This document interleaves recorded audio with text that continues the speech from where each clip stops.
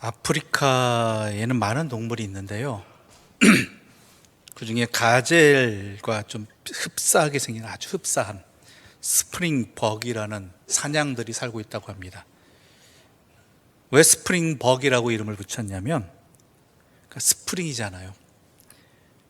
뛰는 자세가 독특하게 스프링 튀듯이, 아마 동물의 왕국 같은 거 보면 톡톡 튀면서 가는 그러한 사냥 무리를 보신 적이 있을 것입니다. 바로 그렇기 때문입니다. 이 스프링벅이라는 동물들은요, 사나운 동물을 피해서 달릴 때는 최고 94km 속도로 달릴 수 있다고 합니다. 엄청나게 빠른 속도죠.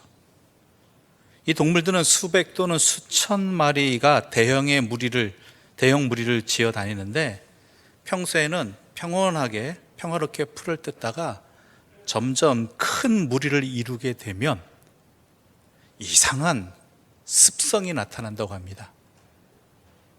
이 양들은 적은 무리일 때는 한가로 이 풀을 뜯습니다. 평화롭게. 그러다가 무리가 많아지면서 어떤 현상이 벌어지냐면, 자기 앞쪽에 있는 양들이 많아지니까 그 양들이 풀을 다 뜯어먹잖아요. 그러니까 뒤에 있는 양들이 자기 먹을 게 없으니까 자기가 먹을 풀을 찾아서 더 앞으로 더 빨리, 다른 양보다 빨리 나간다는 것이죠. 달려간다는 것이죠. 그러니까 그 양 옆에 있던 놈도 뭐 어떻게 해요? 똑같이 달려가요. 그리고 그 주변의 양들도 이 자기 옆에 있던 양들이 달려가니까 또 달려가는 거예요. 그래서 결국은 무리 전체가 빨리 뛰게 되는데, 이게 막 뛰게 되는 것이죠. 우리 마치 신호등 앞에서 멈춰 있는데, 신호 대기하고 사람들이 쭉 서 있는데, 횡단보도가 아직 불이 켜지기 전에 누가 한 사람이 딱 움직이면 나도 모르게 같이 움직이잖아요. 그것 이상으로 모든 무리가 다 뛰게 되는데, 결국은 풀을 먹기 위해 뛴다는 그 사실을 잊어버리고 빨리 뛰어야만 한다는 생각만 가지고 양떼 전체가 빨리 뛰기 위해서, 좀 더 빨리 뛰기 위해서 전력 질주를 해버리는 것이죠. 목적은 잃어버리고 그냥 무조건 뛰는 거예요.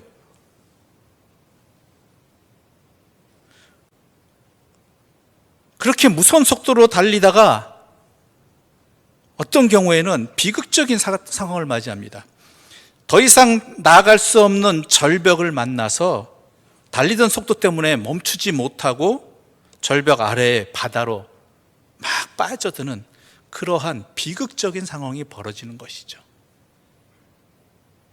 이것을 스프링벅 현상이라고 이야기한답니다. 그런데 이것이 동물의 이 스프링벅의 모습만이 아니라 우리네 모습을 말하는 것 같아서 참 안타깝습니다. 우리네 인생은 삶의 진정한 내가 왜 사는지, 무엇을 위해 사는지는 잊어버리고 무작정 절벽을 향해서 달려가고 있는, 내 옆이 뛰니까, 내 앞이 뛰니까, 내 주변이 뛰니까 그저 뒤처질까 봐 왜 뛰는지도 모르고 달려가는 그러한 인생살이를 살고 있는 것 아니냐라는 것이죠. 한번 곰곰이 생각해 보십시오. 왜 그렇게 하십니까? 라고 물어보면, 세상이 그러니까요. 내 이웃, 내 옆집이 그러니까요. 그렇게 사는 것 같이 여겨지니까요. 왜 그렇게 사는지 진정한 목적을 잃어버리고 그저 바쁘게 정신없이 달려가고 있는 것 아니냐라는 것이죠. 그렇게 이 대림절은, 한 해의 끝자락에서 우리에게 허락되어진 이 소중한 이 대림절은 우리들에게 하나님께서 허락하신 은혜의 시간입니다.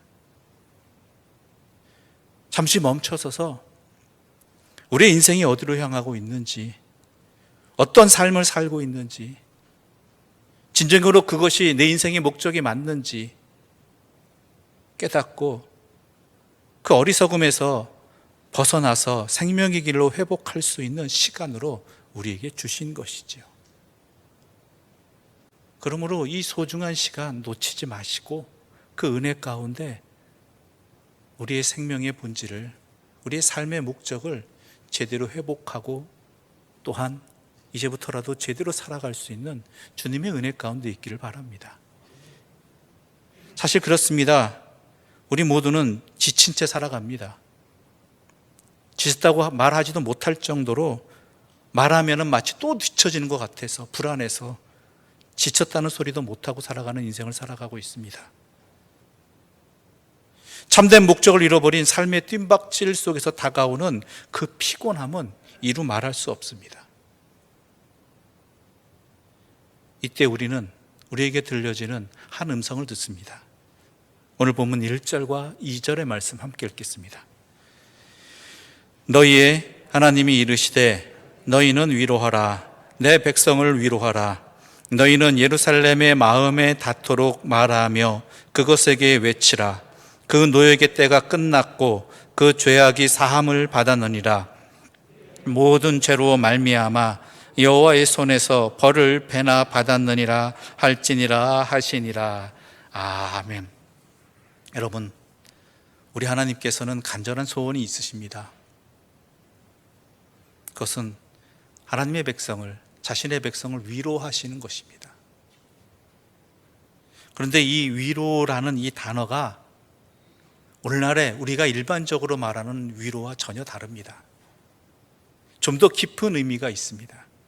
고대 근동에서 이 위로라는 단어는요, 힘들고 애통하는 자의 그 상황에 동참하고 공감하는 것이죠. 오늘날 세상이 말하는 위로는 무엇입니까? 그 사람의 행동에, 그 결과에 옳고 그름을 판단해 주는 것, 그래서 그 사람으로 하여금 깨닫게 하는 것, 그것이 위로의 목적이라고 생각합니다. 그런데 때로는 그 위로가 되는 것이 아니라 도리어 상처를 주게 되는 것이죠. 욥의 친구들도 처음엔 위로하러 왔습니다.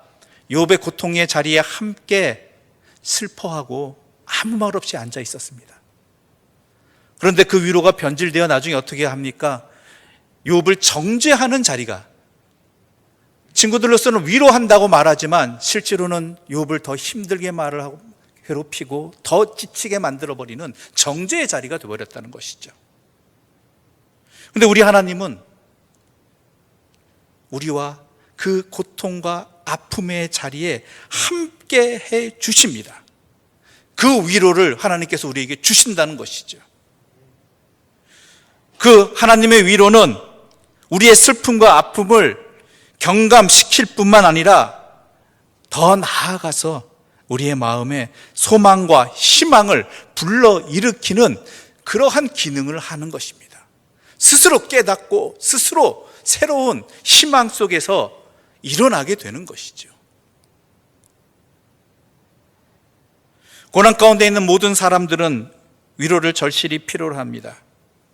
그렇게 위로받을 때 그들은 새 힘을 얻고 삶의 소망을 발견해 나갈 수 있는 것이죠.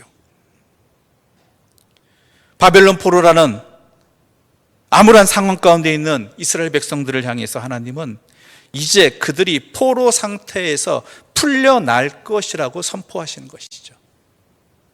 이제 그들의 운명이 포로된 자가 아니라 이제는 다른 존재로서 변화될 것이라는 것입니다.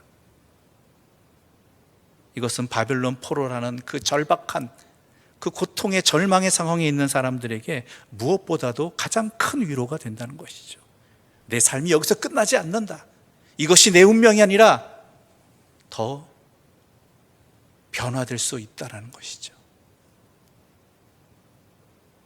그런데요, 이 위로의 진정한 위로는, 참된 위로는요, 여러분 분명히 아셔야 됩니다. 세상의 위로와 하나님의 위로와 다른 점이 뭔지 아세요? 우리가 기도해야 될 위로는 바로 이것입니다. 무엇이냐? 하나님이 일하신다는 거예요. 하나님이 주신다는 거예요. 오늘 본문 가운데 9절부터 11절의 말씀 함께 읽겠습니다. 9절부터 11절입니다. 함께 읽겠습니다. 아름다운 소식을 시온에 전하는 자여, 너는 높은 산에 오르라. 아름다운 소식을 예루살렘에 전하는 자여, 너는 힘써 소리를 높이라. 두려워하지 말고 소리를 높여 유다의 성읍들에게 이르기를 너희의 하나님을 보라 하라. 보라, 주 여호와께서 장차 강한 자로 임하실 것이요 발로 다스릴 것이라. 보라, 상급이 그에게 있고 보응이 그의 앞에 있으며 그는 목자같이 양떼를 먹이시며 어린 양을 그 팔로 모아 품에 안으시며 젖먹이는 암컷들을 온순히 인도하시리로다. 아멘. 하나님이 임하신다는 거예요. 진정한 위로는요, 하나님이 임하시는 것입니다.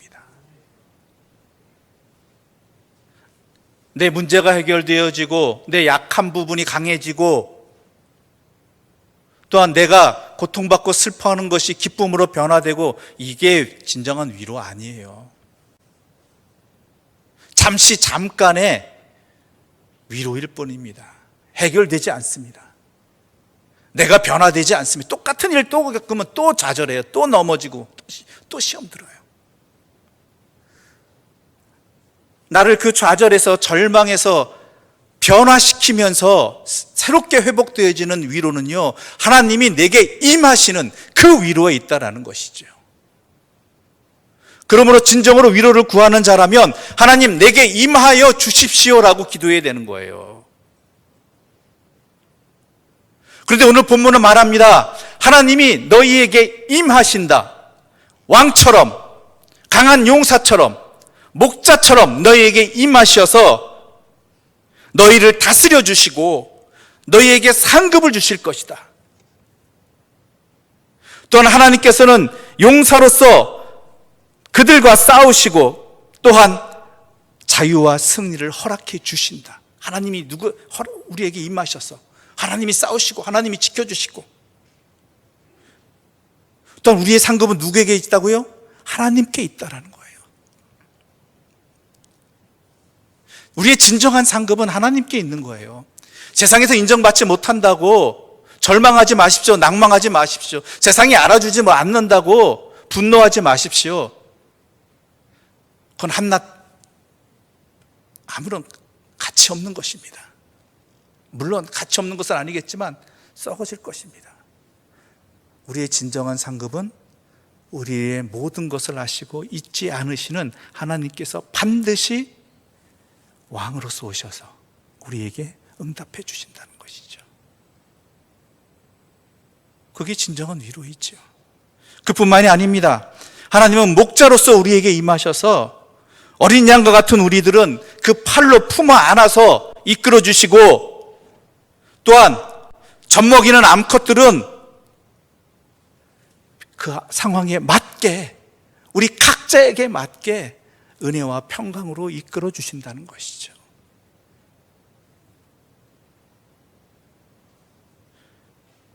하나님은 우리의 가정과 우리의 교회와 우리 사회와 우리 각자 개인에게 왕으로서 우리를 다스려 주시고, 용사로서 우리 대신 우리와 함께 싸워 주시고, 또한 목자로서 우리의 모든 처지를 알아주시고 또한 그에 합당하게 돌봐주시고 인도해 주신다는 것이죠.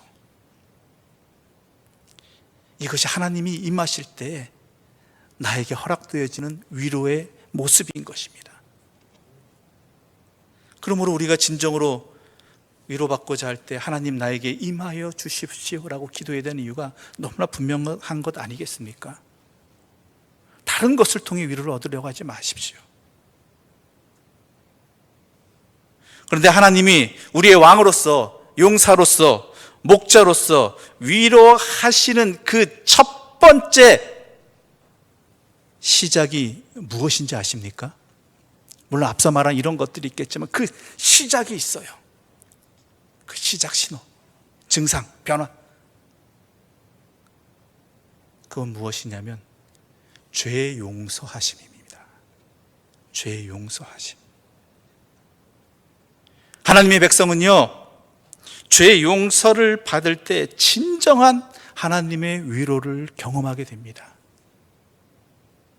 그러므로 인해 그들의 삶이 영적 변화가 일어나게 되는 거예요.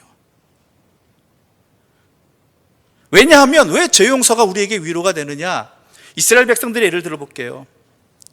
이스라엘 백성들이 왜 바벨론 포로가 되었습니까? 이스라엘이 약해서? 바벨론이 강해서? 아니에요. 이스라엘의 불순종 때문이에요. 누구에게? 하나님께. 그 불순종으로 인해서 바벨론 포로란 이스라엘이 멸망하는, 성전이 파괴되는 그러한 절망을 겪었지만 그 모든 것들을 이제는 하나님께서 버리지 아니하시고 이스라엘을 용서해 주셨다라는 임하심의 증거가, 그래서 내가 너희와 함께 하겠다는 증거가 너희의 죄가 모두 용서되었다라는 이 선포 속에 담겨 있다라는 것이죠. 여러분, 진정한 회개는요, 죄 용서함은요, 하나님의 은혜입니다.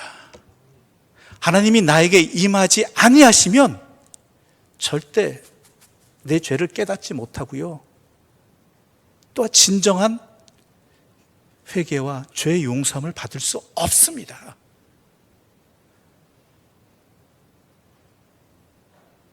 내가 깨닫고 내가 회개한다? 아니에요. 하나님이 나에게 임하실 때 제대로 깨닫게 되는 것이고, 제대로 회개하게 되는 것이고, 제대로 용서받게 되는 거예요. 하나님의 은혜예요. 그래서 죄 용서함은요, 하나님의 은혜예요. 부끄러운 게 아니에요. 하나님의 복이에요.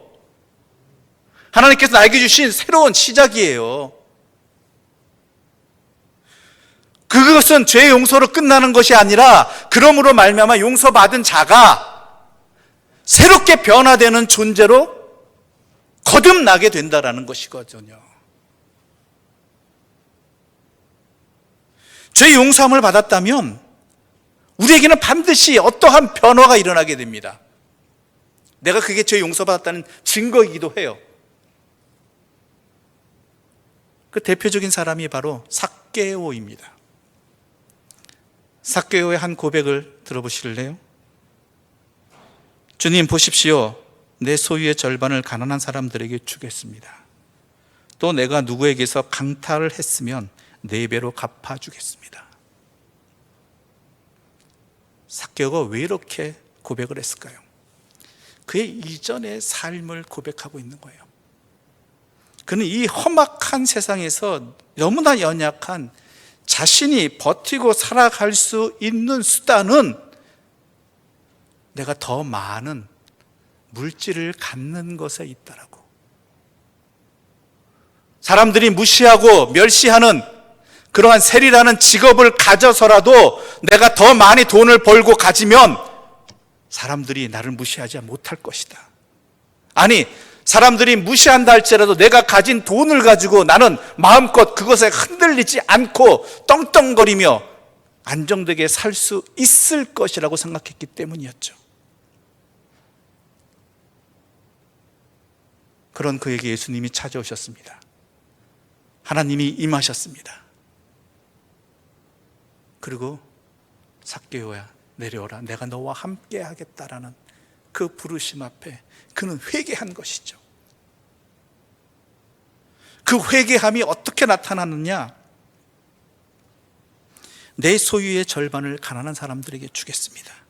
또 내가 누구에게서 강탈을 했으면 4배로 갚아주겠습니다. 물론 자기가 잘못한 것에 대한 그 대가를 치르겠다는 의미도 있겠지만, 그 앞서서 내 소유의 절반을 가난한 사람들에게 주겠습니다라는 이 고백 속에 담겨진, 이 결단 속에 담겨진 죄 용서받은 자의 변화된, 아니 정확히 말하자면 밝아진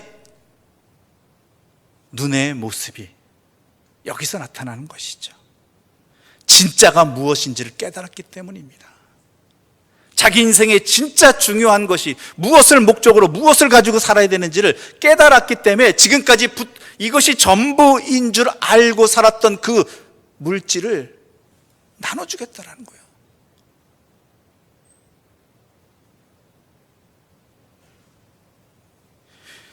예수님을 만난 제자들이 왜 그물과 또한 물고기들을 왜 버려두고 떠난지 아세요? 주님이 찾아와 주심으로, 주님을 만남으로 자기 자신을 깨닫게 되고 죄인이 됨을 회개하게 되고, 그럼으로써 자신들의 눈이 떠짐으로 말미암아 진정 중요한 것이, 참된 것이 무엇인지를 깨달았기 때문에 망설임 없이 그물과 그 소유들을 버려두고 떠날 수 있었던 것, 주님의 뒤를 따를 수 있었던 것입니다. 우리가 진정으로 회개했다, 하나님의 임재하신 가운데 죄 용서함의 은혜를 받았다, 그러면 우리의 눈이 이렇게 떠지게 됩니다. 6절부터 8절의 말씀 함께 읽겠습니다. 6절부터 8절입니다. 함께 읽겠습니다. 말하는 자의 소리여 이르되 외치라. 대답하되 내가 무엇이라 외치리까 하니 이르되 모든 육체는 풀이요 그의 모든 아름다움은 들의 꽃과 같으니 풀은 마르고 꽃이 시듬은 여호와의 기운이 그 위에 붐이라. 이 백성은 실로 풀이로다. 풀은 마르고 꽃은 시드나 우리 하나님의 말씀은 영원히 서리라 하라. 아멘. 이스라엘 백성들은 예루살렘 성전이 무너질 줄은 몰랐습니다. 나라가 망할 줄도 몰랐습니다. 바벨론에서 포로 생활하게 될 줄은 몰랐습니다. 더군다나 그 강대하고 무시무시한 바벨론이 무너질 줄도 몰랐습니다. 하지만 그 모든 일들이 그들의 눈앞에서 일어났다는 것이죠. 세상이 무너지는 경험이었죠.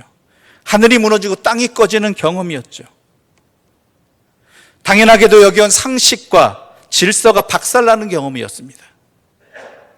사람의 무력함과 한계가 적나라하게 드러나는 경험이었고, 세상에서 자랑하는 그 모든 것들이 부질없음을 직접 눈으로 보게 된 것입니다.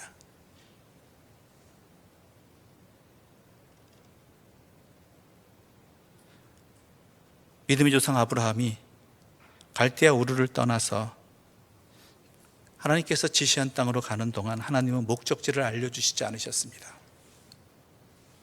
우르에서 가나안으로 가는 길, 그 길 동안 아브라함은 한번 멈춰 섰던 곳이 있었습니다. 하란이었죠.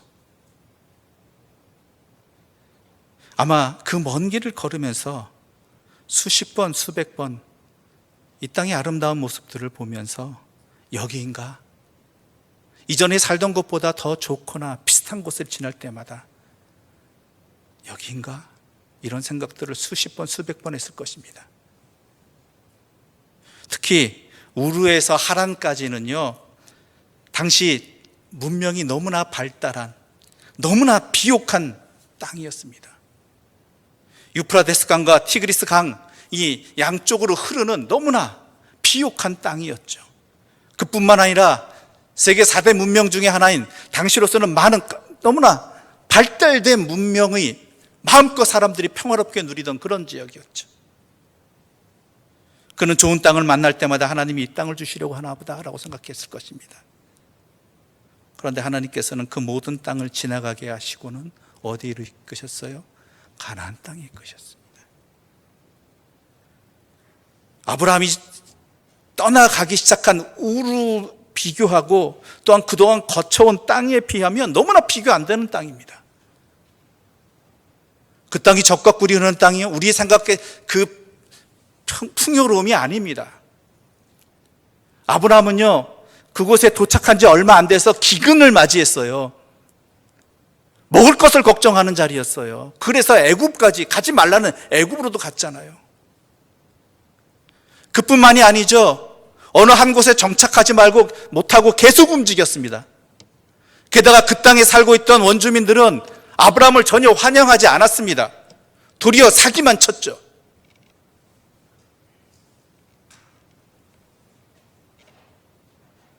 그런데 왜 하나님은 이 땅 가나안으로, 그 풍요롭고 또한 문명이 발달한 우르와 하란을 지나서 이곳으로 그 먼 길을 이끄셨냐라는 것이죠. 아브라함을 향한 하나님의 뜻은 땅이 아니었습니다. 하나님은 땅을 믿고 사는 인생이 아니라 하나님을 믿고 사는 인생으로 그를 이끄셨다라는 것이죠. 모든 육체는 풀과 같음을 알고 하나님과 하나님의 말씀만을 붙잡고 살아가는 뜻이 이 안에 있다라는 것입니다. 그 땅이 약속의 땅인 것은 땅이 좋아서가 아니라 성실하신 하나님 안에서 성실하게 살아가야 함을 깨닫고 배우고 익힌 땅이었기 때문이었습니다. 그렇습니다. 주의 임재하심으로 위로를 받고 죄의 용서함을 받은 자들이 깨닫는 것은 바로 모든 육체가 들의 풀임을 아는 그러한 깨달음의 자리인 것입니다. 세상이나 세상의 그 무엇을 두려워하거나 사랑해서는 안 되는 길입니다. 사람은 오직 하나님의 피조물임을 아는 길입니다. 하나님이 인도하시는 길은 살고 죽음이 하나님 말씀 안에 있는 길입니다. 화려함에서 빛을 보는 길이 아니라 하나님 말씀에서 빛을 보는 길입니다. 세상의 소리를 따라가는 길이 아니라 하나님의 말씀을 따라가는 길입니다. 새로운 날은 그렇게 살아가야 한다는 것이죠. 다시 주어진 날은 그렇게 살아가야 한다는 것입니다. 그들은 회복된 땅이 아니라 회복된 말씀으로 돌아가야 하는 것이고, 확실한 땅이 아니라 확실한 말씀으로 돌아가야 한다는 것입니다. 대림절입니다. 오신 주님을 기억하고 오실 주님을 기다리는 것은 땅의 그 무엇으로는 구원을 얻을 수 없음을 뼈저리게 느꼈고 경험하기 때문입니다. 스스로는 풀과 같음을 경험한 인생의 겸허함이 주님을 기다리는 소망으로 이어지는 것입니다. 그래서 오직 주님만이 주님이심을 고백하고 자신의 의와 집착과 욕망을 내려놓고 비우게 되는 시간이 바로 이 대림절을 허락하신 주님의 은혜 가운데 있는 모습인 것입니다.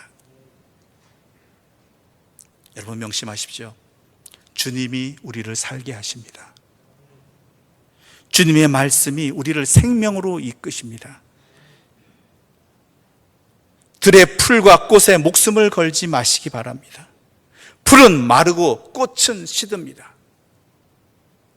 주님과 주님의 말씀만이 영원합니다. 이러한 은혜로운 변화의 자리로, 깨달음의 자리로 우리를 이끄시기 위해서 우리에게 임하시고자 우리 주님이 이 땅에 오셨습니다. 그리고 다시 오실 것이고 우리를 용서해 주시고 우리에게 또한 참된 평안과 생명의 길을 살도록 허락하십니다. 이 믿음을 회복하시고 더 이상 헛된 것에 시험 들지 아니하는, 미혹되지 아니하는 주의 사람들 되시기를 간절히 소망합니다. 기도드리겠습니다. 하나님 아버지, 우리가 붙들고 있는 것, 우리가 의지하는 것, 구하는 것들이 우리의 죄성으로부터 비롯되어진, 우리의 어리석음으로부터 비롯되어진, 우리의 인생의 참된 목적을 깨닫지 못하고 잊어버린 마치 어리석은 짐승과 같은 간구가 우리의 삶에 가득했습니다. 그것이 전부인 양 헛된 것을 욕망하며 살아왔고 그것만을 구해왔습니다. 이러한 우리들을 버리지 아니하시고 불쌍히 여기시고 우리에게 임하여 주신 하나님의 은혜에 감사드립니다. 우리에게 임하여 주셔서 우리를 용서하여 주시고 우리로 하여금 깨닫게 해주시고 진리의 길, 하나님의 말씀 안에 회복하게 하여 주시니 감사합니다. 이제 우리가 더 이상 헛된 것에 매이지 않는 삶으로 나아가게 해주시고 그리하여 믿음의 길을, 주님의 은혜를 힘입어 주님의 동행하심에 의지하여 끝까지 잘 감당하게 하여 주시옵소서.